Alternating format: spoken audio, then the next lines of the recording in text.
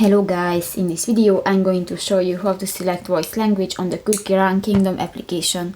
But first of all, I just want to mention, please don't forget to subscribe to our channel, because at 100,000 subscribers we are going to show you all YouTube revenue statistics and growth strategy, how to make money online. So let's jump into it. First of all, open the application on your device. New.